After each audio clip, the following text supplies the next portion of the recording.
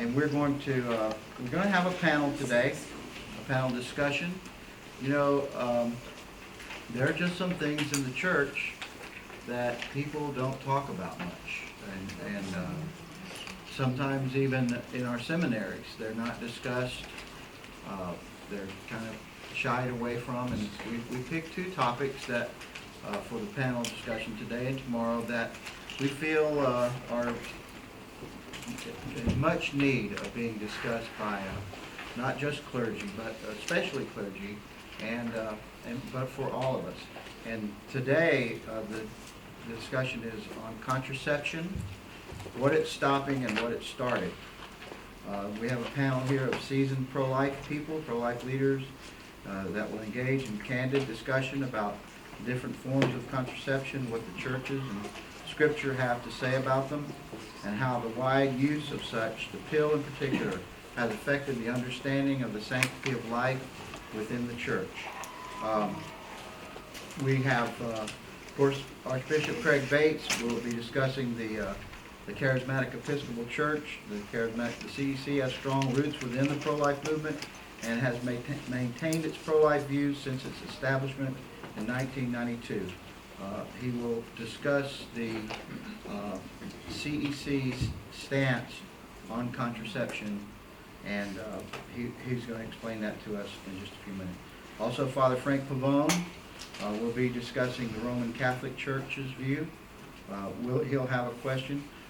This is my wife, Dr. Patricia Gensmer. She's a biology professor. She will be explaining how different forms of contraception work biologically. Christina, is Christina here? Christina Garza.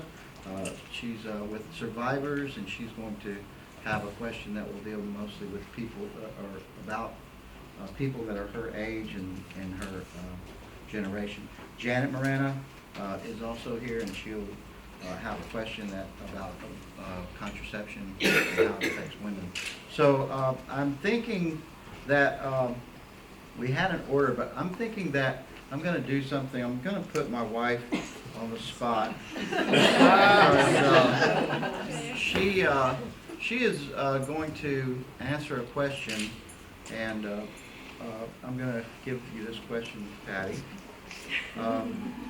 Can you please explain how different forms of contraception work biologically, especially when taking the birth control pill? Yes, she's making me go first. So Janet said she was going to be talking about the pill too, so I don't know what she's saying. Well, I'm not talking about the biology, I'm going to talk about the harmful effects, so you go first. All right. And as he said, I'm a biology teacher, so I'll be kind of approaching it from that point of view. She's retiring in 2 weeks. Yes. She's got 2 weeks left. So, but before I can talk about how contraception works to prevent pregnancy, I thought I'd give just a little mini biology lesson on how conception occurs, how pregnancy occurs. And a lot of you probably know some of this information, but you know that the woman produces an egg from her ovary, kind of randomly as to which side and which ovary it is, now we know. And when that egg is released from the ovary, then it goes into the fallopian tube, and if pregnancy is going to occur, fertilization, it occurs in the tube, in the fallopian tube. And then as that first cell of the new individual or the new baby continues to divide, it travels down the fallopian tube, and then it implants in the lining of the uterus, or the endometrium. That's what the literature says. So there's a little bit of controversy too, which I think some of these other people may be going to address, as to whether pregnancy occurs from the moment of fertilization, when the egg and the sperm come together, which personally that's my opinion, and that's what I try to emphasize to my students when I'm teaching some of these classes, and I tell them they can probably tell I'm a little bit biased here, but the first cell of that new individual, when the egg and the sperm come together, that's fertilization. But there is a little bit of controversy as to whether pregnancy, that's when pregnancy occurs, or is it when implantation occurs? So that's when you get into some areas here. So the first methods, a group of methods that I'm going to talk about, would be just the methods that totally prevent the egg and the sperm from coming together, that prevent fertilization. When that happens, then there's pretty much no question about the fact that, this is not an abortifacient. That's kind of what we're dealing with here. Those methods, of course, would be abstinence, whether that's total abstinence or just at certain times of the month in natural family planning. And, of course, surgical sterilization, vasectomies, and tubal ligations. And again, my point of view here, I'm supposed to be the objective person, not saying whether any of this is right or wrong. Male condoms and female condoms, and of course there's significant failure rates with some of these types of pregnancies too. Diaphragms and cervical caps, anything that kind of blocks the sperm and the egg, from joining together. And diaphragms and cervical caps, you would use a spermicide also to help prevent that. And then there's the sponge.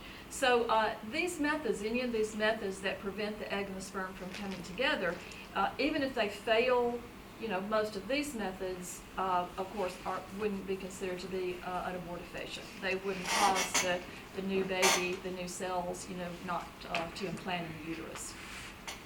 On the far opposite end of that spectrum would be, I'm just throwing this in, although this may not even be in my area, the RU486 pill, which is, considered to be like an abortifacient. The abortion pill, that's what it's called, and everyone agrees that that's what it's for after pregnancy occurs. So that's would not really even be considered contraception. But there's this area in the middle of the birth control pills, or anything that's hormonal, anything that works with hormones, which is how birth control pills work. Most all of the literature says there's 3 ways that this prevents pregnancy. And one way is that it prevents ovulation. No egg is released, from the ovary. The second way is that it thickens the mucus in the cervix, which prevents the egg and the sperm from getting together also. But the third method that's mentioned is the kind of the sticky point here, and that is that the lining of the endometrium or the uterus is considerably thinned out, which may prevent implantation. Now, most all of the literature, even the literature from birth control pill companies, states these 3 methods. Of course, the exception to that is Planned Parenthood. When you go and look on their website at all of the, hormonal methods, they only list those first 2 methods, that prevents ovulation and thickens the mucus in the cervix. They never mention the thinning of the uterus, the lining of the uterus. So these methods include things like any of the oral contraceptives.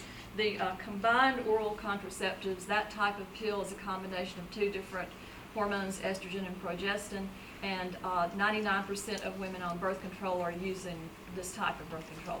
There's another type of oral contraceptive pill, progestin only, POPs or mini pills. And then any hormones, they may be delivered different ways. Like, for example, you might have the shot. You may have heard of Depo-Provera, the shot, a patch, Ortho-Evra, I think is what it's called, a ring. And then there are implants, Norplant and Implanon. But all of these are just administering those hormones just in a different fashion. And then IUDs. One of the types of IUDs, I believe, is just copper.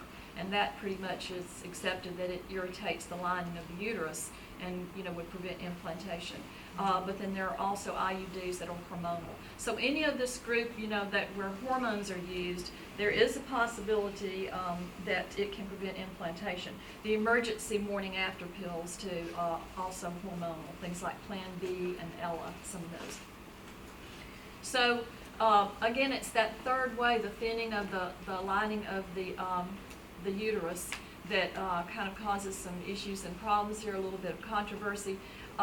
There are even some organizations like that, present themselves as being pro-life. Like, for example, the American Association of Pro-Life Obstetricians and Gynecologists that have 2 position papers on this.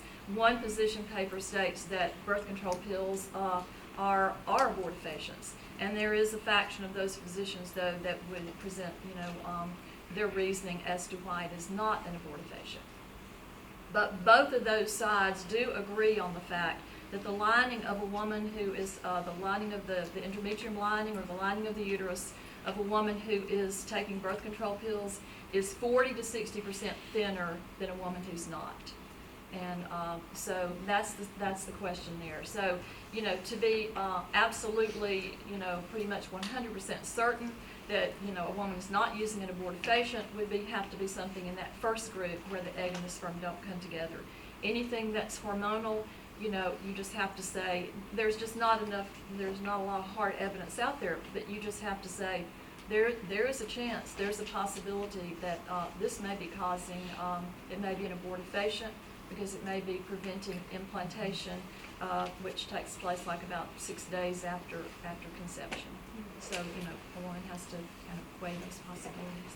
But obviously, if sperm and ovum unite and fertilization occurs, however one defines pregnancy, that is certainly the beginning of a new, unique human life, and it's therefore abortion, technically speaking, to kill that new life in its earliest stages. Therefore, any, quote, contraceptive that acts in a way to eject or to destroy the already fertilized new life is wrong simply because abortion is wrong. So that's one situation in the moral evaluation of it. Then you have, as you were just saying, sometimes you just can't be sure. Well, then the moral evaluation of that is the question of practical doubt. Can you act? For example, common example given is when you're hunting, you don't know what's moving behind the bush is a bear or a man. Can you shoot? Or blowing up an empty building. Well, you better make sure it's empty first. If there's the slightest bit of doubt, you are not going to detonate that dynamite. You're going to go in, you're going to make absolutely sure that the act you're about to take is not going to kill a human being. But let's talk there. So in those cases, clear enough. But contraception strictly defined as preventing the fertilization, the Roman Catholic Church has always taught that that too is in the category of an intrinsic evil. It's always wrong. Now, why would that be? First of all, the teaching on contraception in the Roman Catholic Church is a teaching about what married people are or are not supposed to do in their physical intimacy. And by putting it in the context of marriage, we understand that the starting point here is not about sexuality or about contraception, it's about God. And how marriage, as we know in St. Paul, the marriage of the man and the woman is representing the union of Christ and the church, the union of Christ and the church being characterized by what? By a total self-giving. And so the Catholic Church says, you want to understand sex, start with God. The total generosity with which God gives himself, with which Christ offers himself to us, and with which we are called to offer ourselves back to God, is reflected in marriage in the totality of the self-giving of the spouses to one another. And that includes a giving of their fertility. In other words, if I'm giving myself to you, and I'm accepting from you the gift of yourself, well, that includes you in body and in soul, and therefore in your fertility. And we're saying yes to the God who brought us together for the purpose, not only of a union with one another, but of a life-giving union. So the union of Christ and the church is not only faithful, it is fruitful. It's always bringing forth new disciples, new people born of water and the word, and brought into the new life of grace. And therefore, any action that's taken to deliberately deprive the act of sexual union of a husband and wife of its life-giving capacity would be considered by the church to be seriously morally wrong.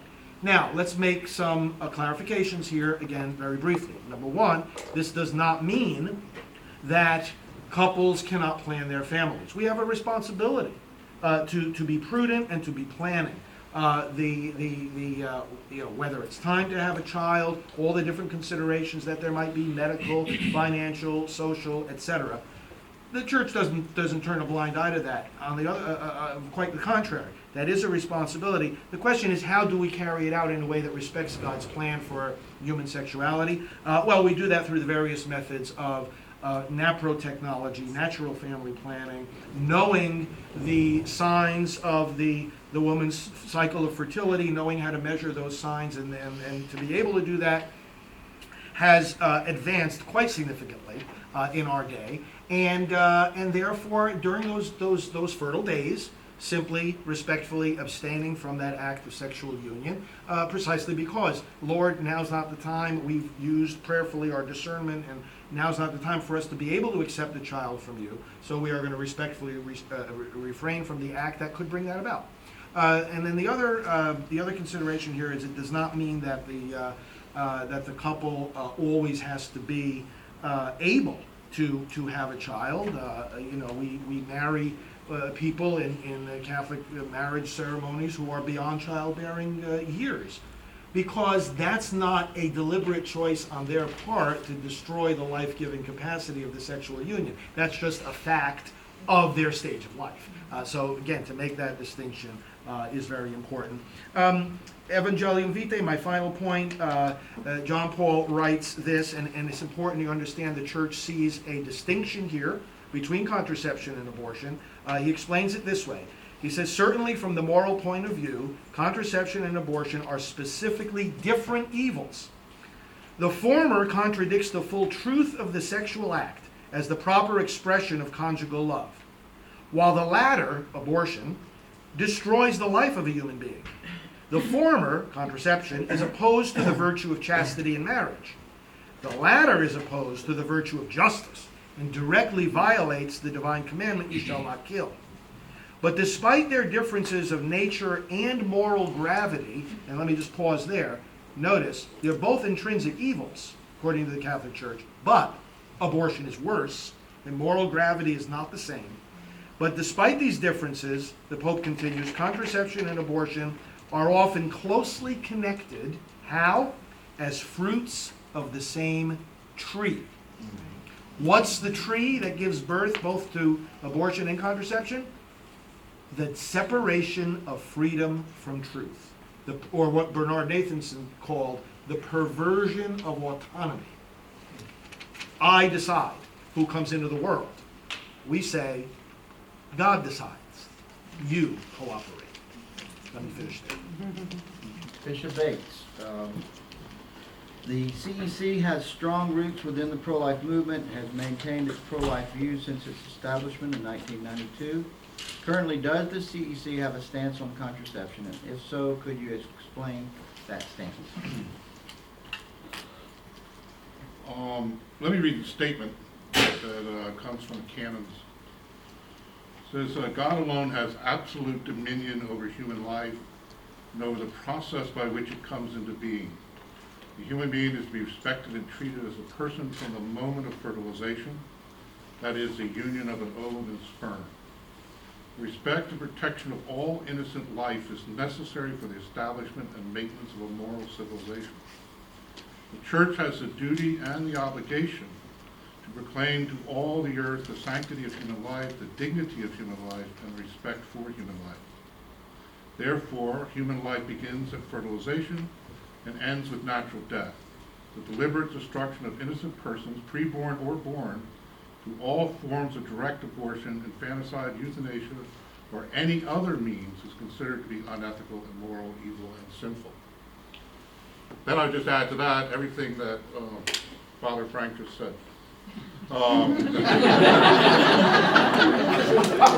Ditto. With the exception of the CEC has left open the issue of conscience for forms of birth control that are not abortifacient, so use of condoms or as part of the family planning process. But besides that, the issue is really, I mean, there is the issue of contraception, but it's really the issue of the sanctity of life and family, of marriage and family. Mm-hmm. That the CEC sees family as the first blessing of God, which is be fruitful and multiply and take dominion. It doesn't say be limited.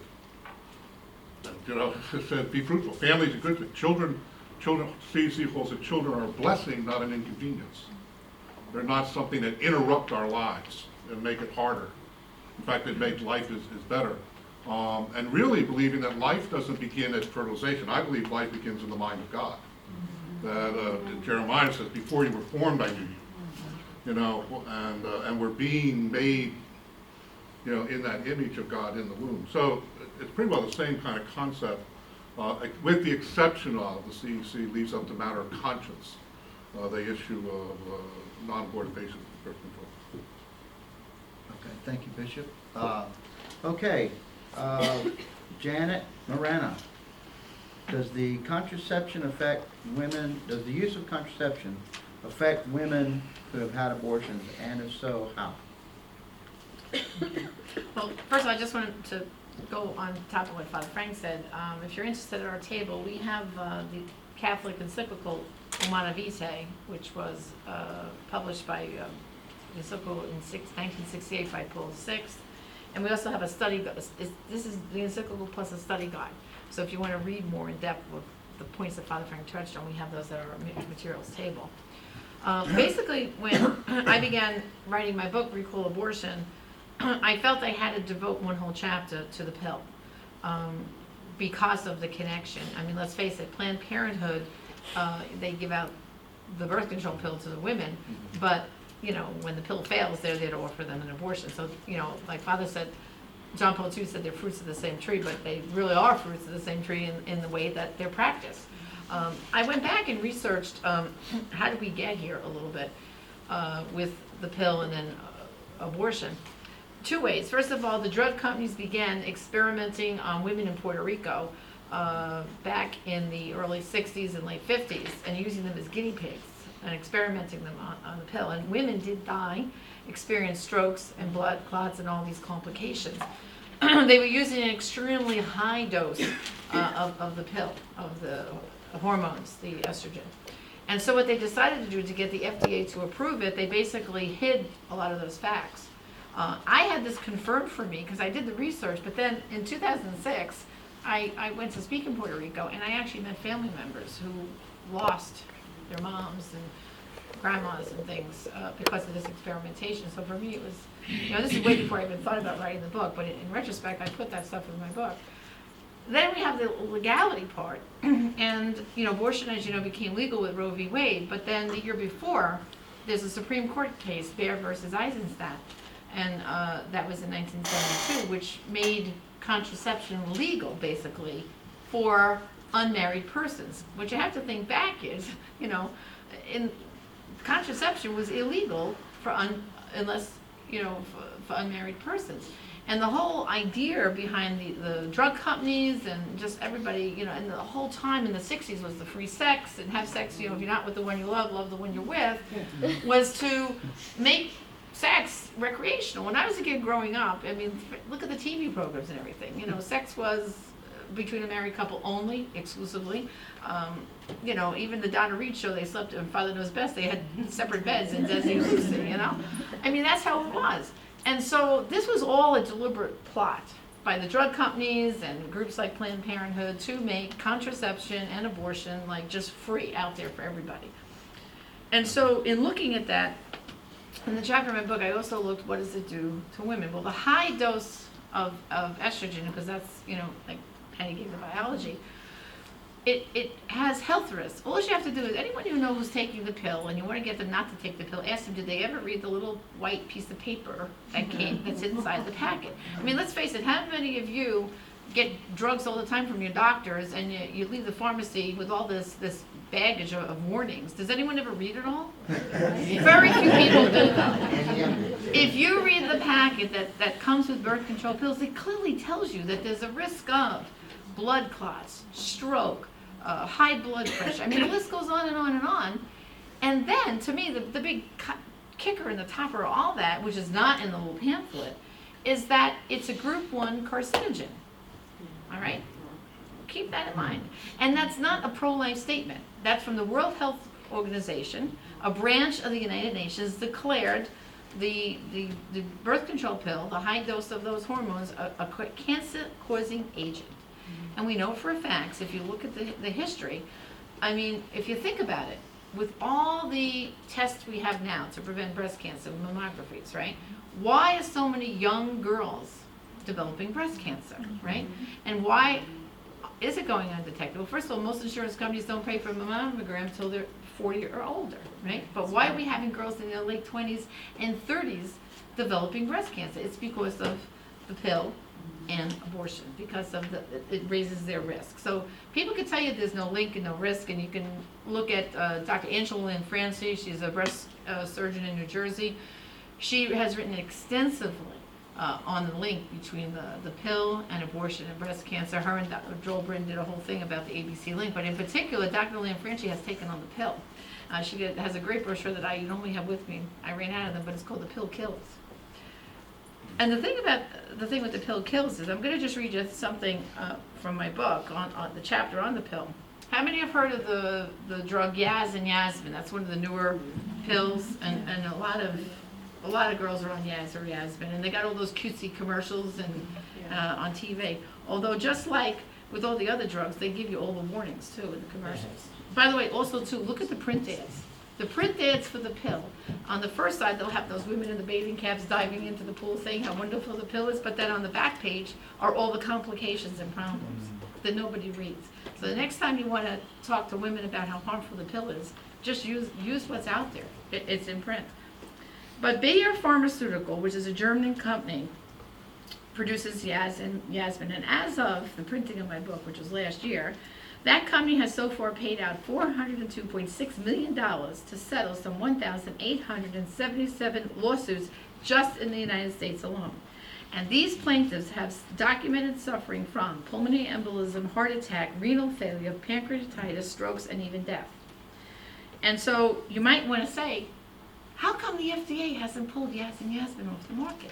Well, because you're dealing with a company that makes $1 billion a year just on Yaz and Yasmin, and they are a powerful lobby, and so basically they're buying out the politicians and the people in the FDA. You know, I researched the facts, but just like I told the story in my talk about the young Latino woman and her problem with the abortion, I was speaking in Florida in February to a group, and the whole talk, we were on a panel, Teresa Tommy and I was on the pill. At the end of my talk, I was on the buffet line, and the woman right behind me said to me, you know, Janet, when you went through all those complications on the pill, it just really struck home, and I wanted to raise my hand and tell you this story, but I'm shy, but I'm going to tell it to you now. I just came from the funeral of my best friend's daughter. She was away at college, and she went to the campus doctor because she was suffering from very severe acne, because this is very common, okay?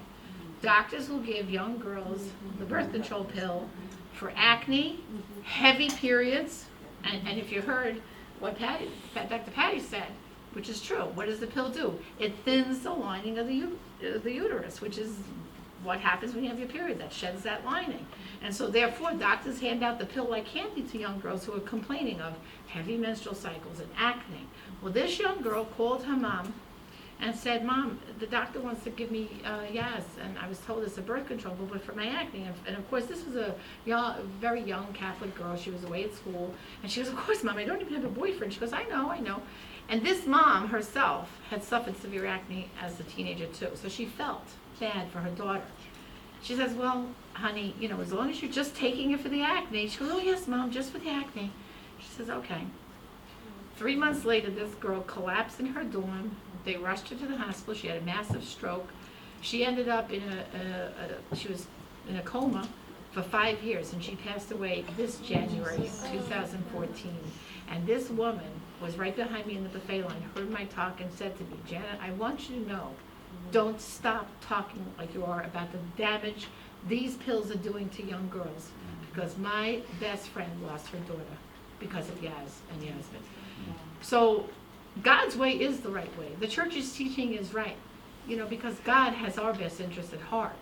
And like I said before, the real war on women is abortion and contraception, specifically the pill.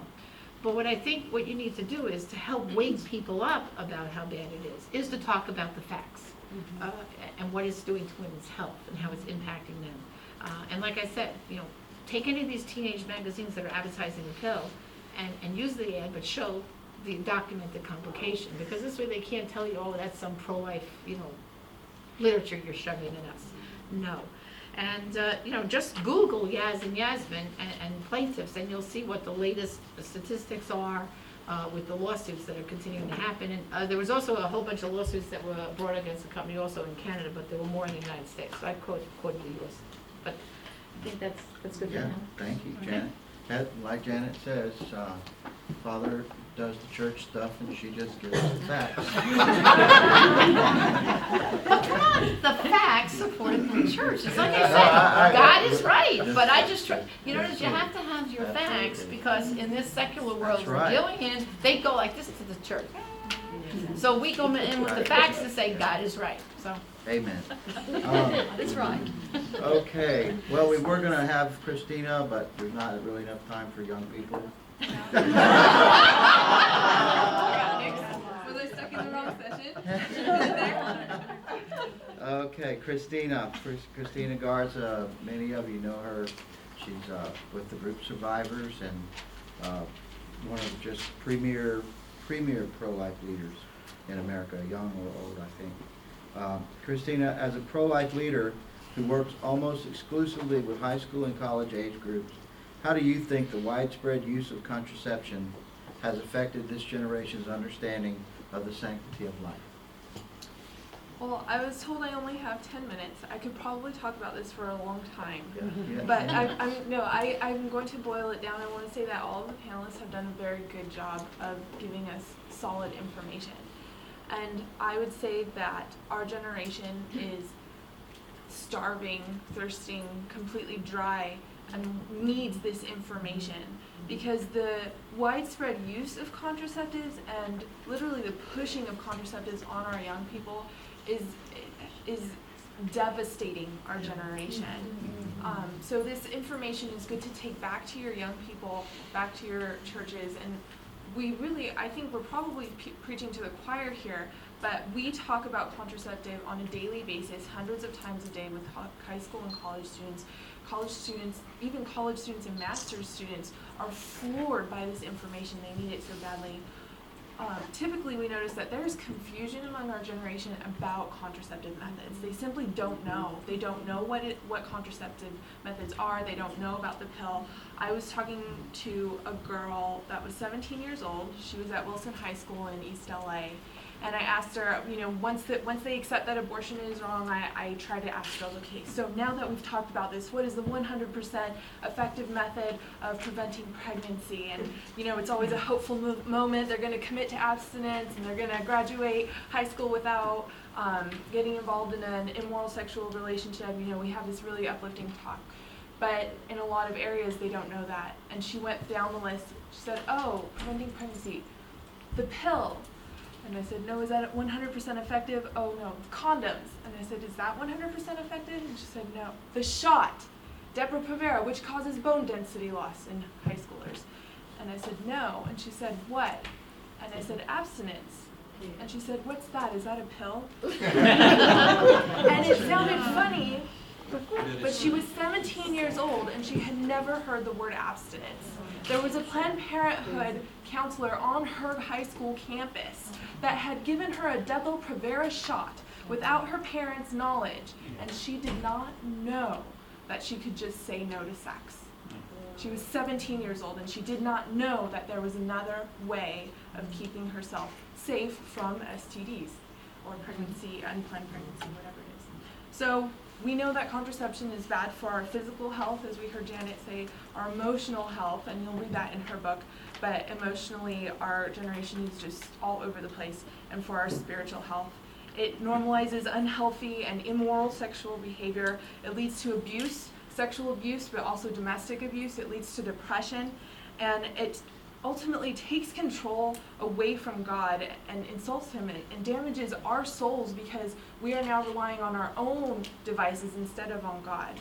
So I have two team members, and they got in this very profound conversation, and it really hit me, because one of them had parents who were devoutly Catholic and taught their kids the teachings of the church, and one of them had parents who were divorced and never taught him about the church. And they were talking about the fear of the Lord. And it was a female and male, Kyle and Mary Rose, and they said, why doesn't our generation know the fear of the Lord? And they talked it out, and they said, young people do not fear God because they do not understand the person of God the Father. They don't know the person of God the Father.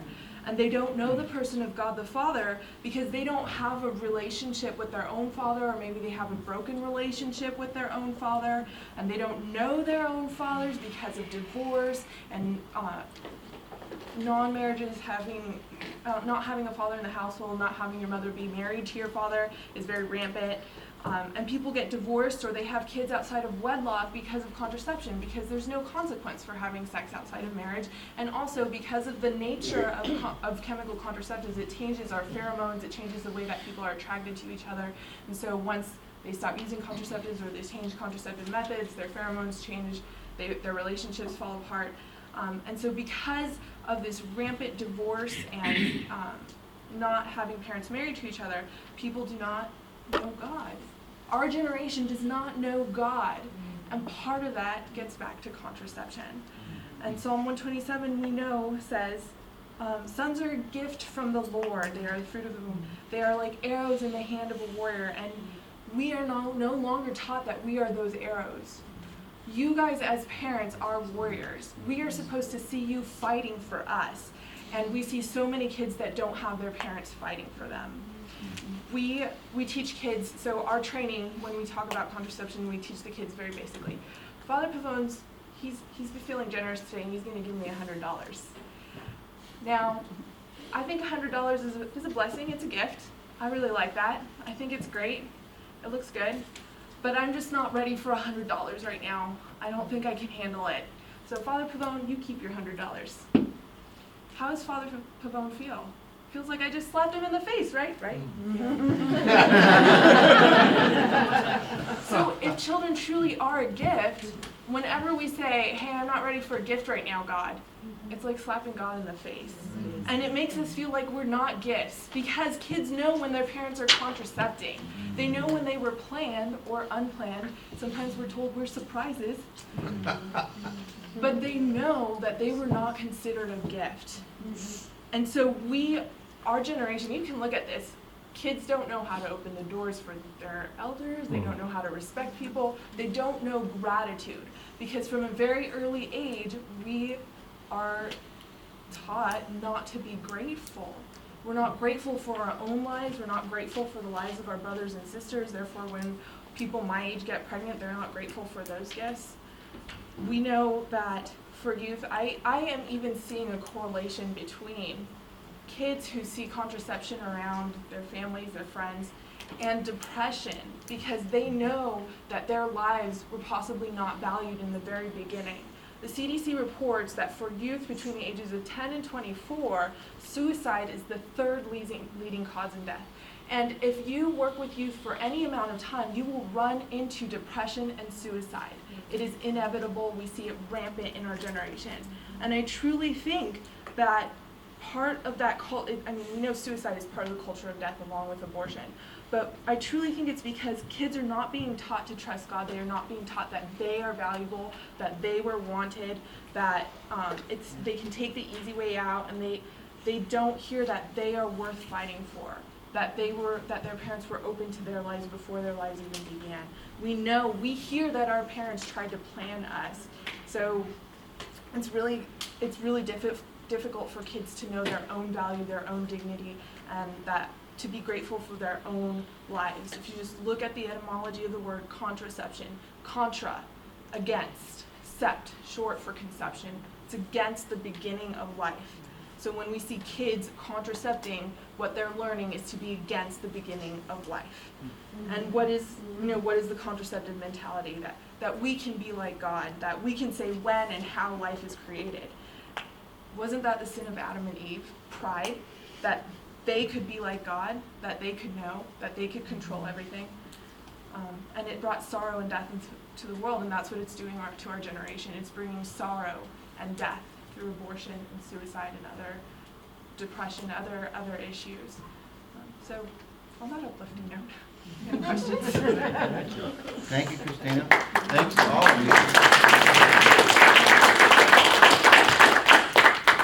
You know, Christina said she's talked about preaching to the choir, but we don't hear this stuff in our churches. We don't hear it. We don't hear. This isn't talked about. My wife and I, when we not giving my whole testimony, but after we had gotten back together and after 4.5 years of separation, I wasn't a Christian. We both began, when I did become a Christian, we began immediately, almost immediately in the pro-life work. And we were both in jail in Birmingham, different jail cells. They had the women and men separated. Neither one of us had ever really heard anything about birth control or contraception. I was 39 years old, I think, then. And we both felt like the Lord just impressed both of us at the same time that we should stop using any form of birth control and we should be open to God's will. And again, that was without reading anything on it. But, we were not able to have any more children. We had 2, but, We were too old. yeah, we were too old. We never were able to. But the point that I was trying to make is we never heard this stuff. We didn't hear. Maybe heard about abortion a little bit. I didn't go to church much at all, so I don't know if Patty did, but most of us in a lot of churches, even in Catholic churches today, it's not something you hear about. So it's not really preaching to the choir. This is very important. This is a very important topic to talk about and discuss and pray about. So I want to open it up now to some questions. What I want to do is if you have a question, or if you have more than one question, hold the second or third one. Ask one question per person. Just ask if you want to designate someone to ask it to. Just indicate who you're asking the question to, and ask one question. So if other people have questions, we can get to as many people as have questions. So if you have a question, just lift up your hand. Father Jeffrey? Yeah, I won't ask what the percentage is for those who use the pill because I don't want to ask 2 questions.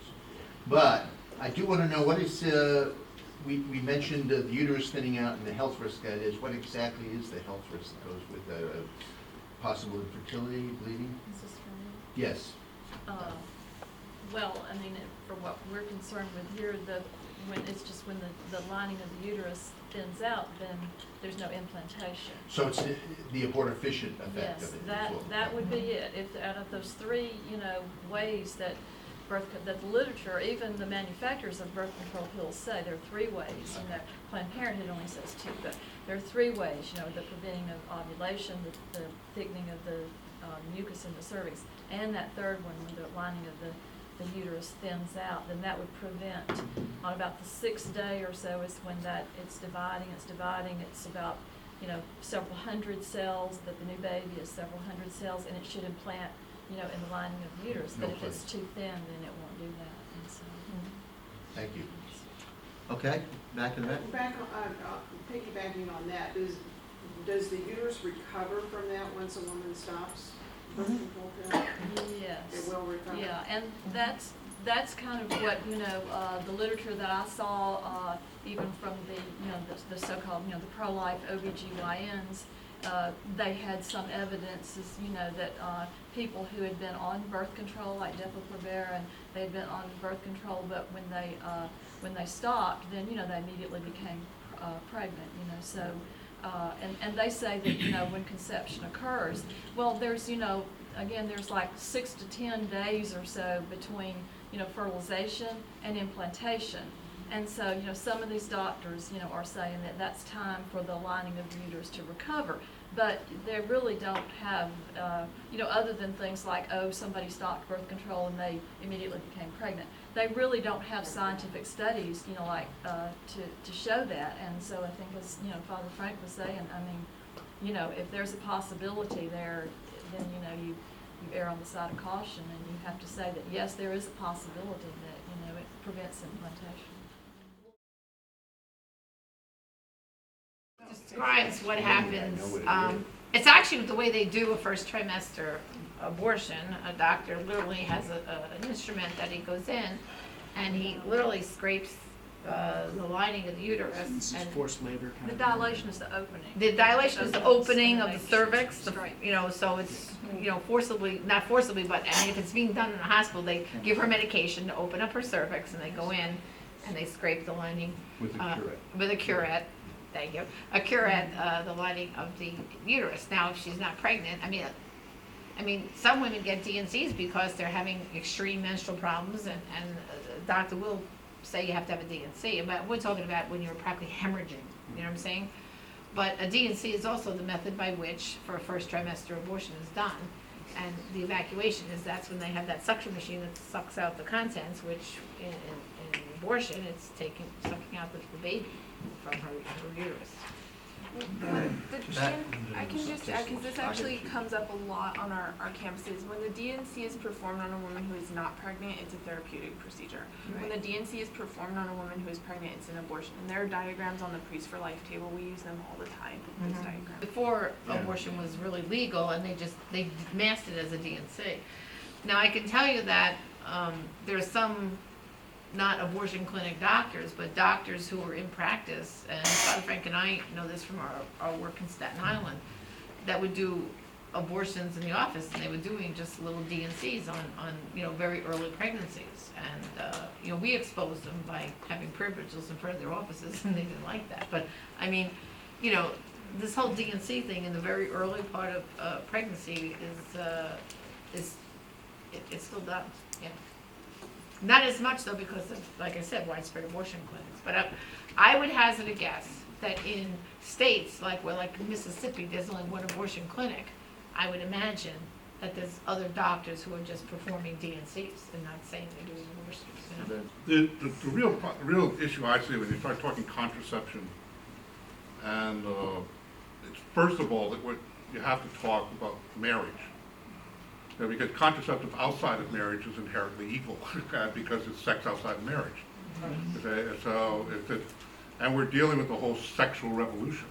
When you start talking, this contraception started the sexual revolution, and now you're coming up. I think we're finding people in the younger generation who you can convince them that abortion's evil, but you can't convince them birth control's evil, because that has to do with the sexual revolution. And it's because they don't understand the nature of family and marriage, as many in the church don't understand the nature of family and marriage. That marriage has a purpose. And I think as clergy, we need, marriage, to me, isn't just one topic for a Sunday a year. Most of our people are living out the vocation of marriage as a ministry. And so we got to talk about it from the pulpit. And, divorce is not a good thing. But we have people who talk about divorce is a good thing. It's not a good thing. We have to talk about adultery, fornication, and bring it back to these are not just bad choices, these are sin. Because it's against God's plan and purpose. And then within the context of that, to me now you're talking family planning, you're not talking contraception. You're talking what is family planning? Without taking the abortifacient of it. Then what we're disagreeing about, or in agreement about, or maybe not even disagreeing, is methods. Whether it's going to be natural family planning, or it's going to be just because the condom's convenient, the issue is family planning and my relationship to my wife, and the sanctity of the family. And I think if the church can do more of that, because that's really the issue you're facing is this whole sexual, particularly contraception. I think the sexual revolution that has now just totally redefined family to the point at the Grammy Awards, you have the marriage of 50 gay couples presided over by Queen Latifah, serenaded by Madonna, and you go, what is this all about? Why are they even doing this? What does this have to do with music? Well, it doesn't. It has to do with the sexual revolution and spitting in the face of the church and its view of family and marriage. So we need to be, I think we have to come at it not so much what you can use and what you can't use, but come at it from, which Father Frank was doing, which I say ditto. This is the nature of marriage. Now, do we agree on that? Yes, we agree on this is marriage. Marriage is to have children. Children are a blessing, not a curse. Happy is a man that a quiver full. A lot of us are living beneath our blessing. That numbers are good, that they're to be welcomed, to rejoice in, and therefore, why are we preventing it? Is it a health reason? Is it The Orthodox Church talks about spacing, you don't want one right after another. So there are all those questions I think need to be discussed. And so we've left it up to a matter of inform our people, let them make a conscious decision. Okay, I had somebody over here first, then Father Steve, I'll go to you. Okay. I have talked with several young girls that have been told that the hormonal IUD is safer than the birth control pill. Tell me what this, I haven't read the literature yet, so what are this has just been a recent thing with me that this has happened, so what are the side effects of the hormonal IUDs and Well, the hormonal IUD is even worse than the pill, because the IUD has the high dose of the hormones, and it's being inserted inside her, and it's there. It was just, I think it was 2 weeks ago, something like that. Yeah, I just wrote a blog about this, because another person died because of it. It was just in the literature, because of the high dose of the hormones that are in those IUDs. And again, it's internally in her, as opposed to the pill, you're ingesting or raising it. I mean, and just like I didn't even mention this, but the patch is also just as bad. A lot of women use the patch. Oh, this is great, just put the patch on. I don't even have to think about, not taking the pill on the right day and all that. But yeah, the hormonal IUD is just as bad as the pill and all that. It has all again, if you look at the risk factors, it has all the same complications. Again, it's because it's the high dose of estrogen, the hormones that are being given to you, which is outside of what you normally should have. And just to say something more about the contraception and marriage, this is also my book, but statistically, couples that contracept have a higher level of divorce than couples who practice NFP, natural family planning. Natural family planning, it's up like over, successful marriages is over 90%, that do not divorce. And the same thing too when you talk about premarital sex, couples who cohabitate before marriage have a higher level of divorce than couples who have been chaste before marriage, living apart. And I know by having married 3 daughters off, and when were in the classes they go to, for pre-Cana, it's a joke, because most of the couples sitting around in these classes are all cohabitating. And my one daughter, and then was my future son-in-law, I wanted to know, could they get extra credit because they weren't cohabitating? And I told them the extra credit was given by the Lord above when they get to see him. The church, we talked to Universal Church, beyond denominationalism, is struggling with those issues. I mean, there's debates within Orthodoxy, about contraceptives. There's debates in our communion. There's debates among other Protestant denominations that come down on various places. I think that Rome has presented a position that's very clear and precise. If I can almost say ditto. I'm there. I like the Western position. I think you have to look at it as that's where what you just said, I'm an educated man, I'm struggling with conscience. CEC's position is that struggle is not a sin.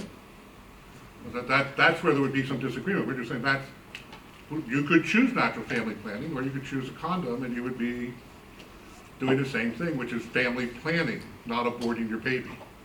So planning the size, the number, health reasons. A woman who's had 9 children, the doctor says 1 more, there's a health risk, but you're trying to refrain from sex for the rest of your life.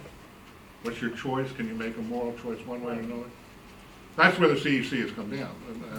And with respecting, as many know who's taken seminary classes with me on this, having a great high respect for Rome's position.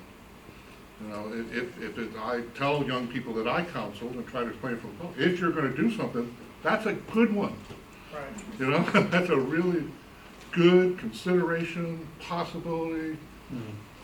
But if you use a diaphragm, you're not in sin. That's the truth. That's just our position. If you're using the birth control pill, you are in sin. Okay, But just to make another comment about NFP as opposed to using a condom.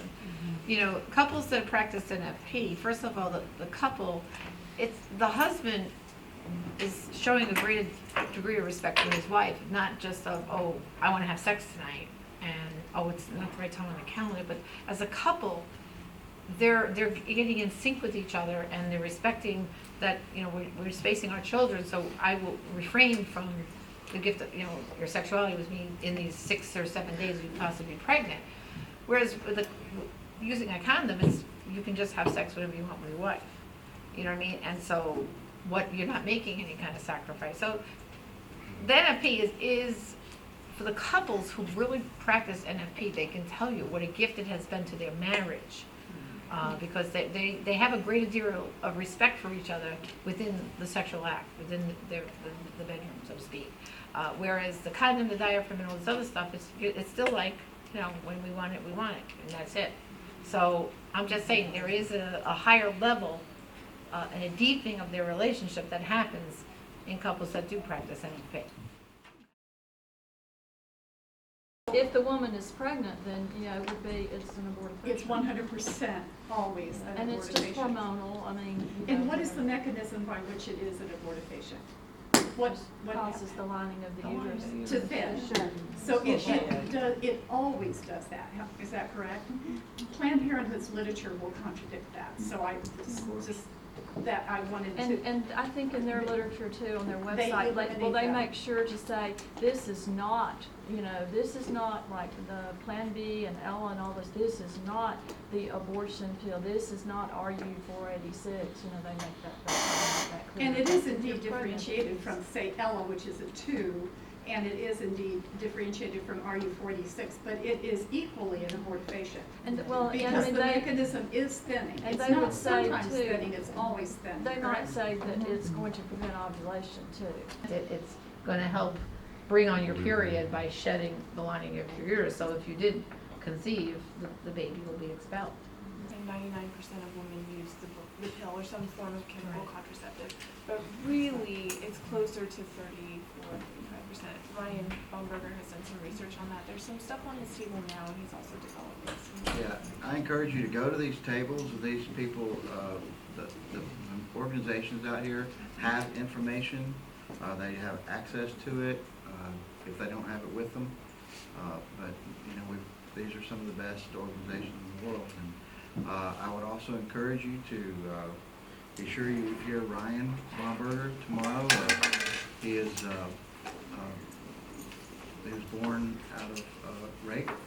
His mother was raped. And, he has some things to say on that. He's one of the most creative young men, young African American men, young men, period, in the pro-life movement. He connects with young people, and he's got a powerful message. And he's going to talk. He'll be on the panel tomorrow that has to do with bioethics. So I encourage you to come to that also. But we have time maybe for one more question. If there's one more, we could do that, and then we're going to end it. Okay. I was just wondering for the young lady. It's for the young lady. I was wondering when you're talking to the youth, you know, about abstinence, if you have any tools like a relationship with the Lord so they can be faithful to abstinence. Yeah, that's a great question because we encounter the full spectrum of people in their faith walk. We encounter students who are completely anti-theistic, so getting them to make a healthy decision for themselves sharing the gospel for them is very far off. Mm-hmm. We center a lot on the self. Look, we want you to be healthy. Promiscuous sex is not healthy. Mm-hmm. Any form of chemical contraceptive is unhealthy because it can cause cancer and it doesn't protect against STDs. And then from there, we just tell them you have value, you have dignity, and we see where the conversation goes. So it might go the route of, do you want to honor God and allow Him to have control in your life? Do you want to have a marriage that honors God someday? Or go the route of you are valuable enough to not allow people to take advantage of you. And then if it's a man, this is very common. I would encourage all parents, all people who work with youth, what we need are strong men to stand up for this issue. We talk to men a lot who have never even just, I mean, the birth control panel on our information boards is so, people just are drawn to it. They ask questions about it a lot. College students and high school students have just never talked about it with people. But men especially don't know that they have a role to play in this conversation, that they have a voice. And when we talk to men, we tell them, you are the defender and protector of life. You are the defender and protector of your family.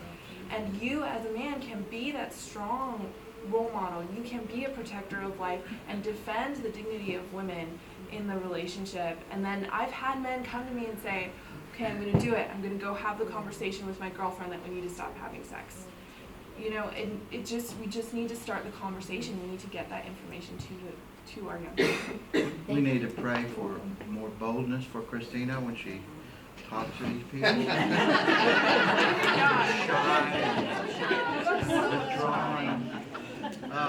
Well, I want to just say in ending that, you know, on this panel, among every person here, there's definitely a consensus that abortifacient contraception is immoral, sinful, intrinsically evil, and all of the above.